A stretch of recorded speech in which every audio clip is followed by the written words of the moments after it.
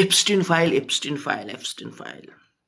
বিষয়টা কি, গোটা পৃথিবীর লোকজন জানে গেছে যে এই জিনিসটা এইটা। তারপর আমি বলি, এমন একটা ফাইল যার মধ্যে পৃথিবীর যত নষ্টামি, যত ভয়ঙ্কর, যত খারাপ কাজ, তার সব প্রমাণ রেখে গেছে এক মাঙ্গির পুত।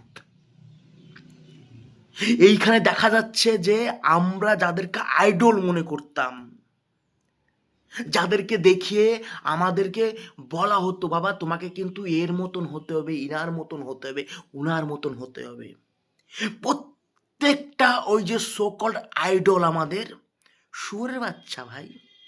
হ্যাঁ, এটাই তো প্রমাণ হচ্ছে। ছোট ছোট বাচ্চাদেরকে এরা প্রথম রেপ করলো, রেপ করার পরে মারলো, মেরে তাদেরকে খেয়ে পর্যন্ত নিল। ভাবতে পারো, মানে একটা একটা মানুষ হয়ে এটা কি ভাবা যায় যে এরকমও করা সম্ভব? কিন্তু মাদারচোদগুলো করেছে।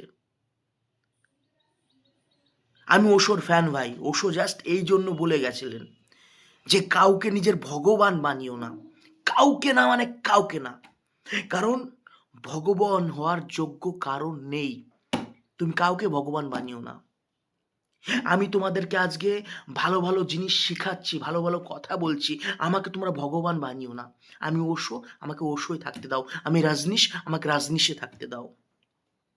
কারণ পৃথিবীর কোনো প্রাণী, কোনো মানুষ শুদ্ধ নয়। কোথাও না কোথাও গিয়ে তারা পাপ করে। নিজের মা বাবাকে নিজের ভগবান বানিও না বলে গেছেন, কারণ তারাও কোথাও না কোথাও তোমার ভালোর জন্য অন্যের ক্ষতি করেছে। এটা বাস্তব ভাই, চরম বাস্তব কথা। এদেরকে দেখিয়ে এইসব এইসব এইসব মাদারচোদদের দেখিয়ে আমাদেরকে বলা হতো তোমাকে এর মতন হতে হবে, ওর মতন হতে হবে। এদেরকে রীতিমতন আমরা আইডল মনে করতাম। হ্যাঁ, এদের ছবি আমরা আমাদের পেজে বা আমাদের অ্যাকাউন্টে তুলে ধরতাম, হিজ আ মাই আইডল। এদেরকে আমরা মাথার মুকুট বানিয়ে রেখেছিলাম। ভাবতে পারো ভাই, কি পৈশাচিক, কি নরপিশাচ ছিল এরা।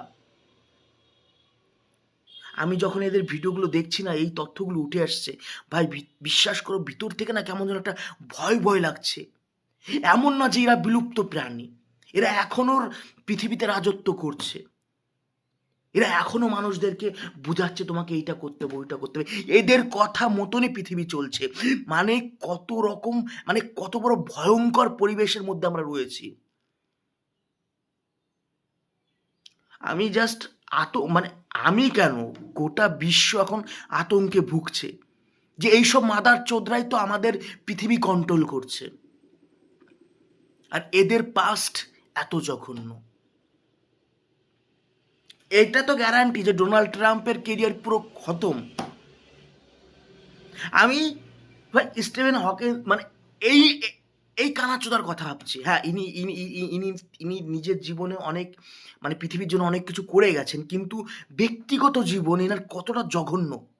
মালের হাত নড়ে না, পা নড়ে না, মুখ নড়ে না, কিচ্ছু নড়তো না, কিন্তু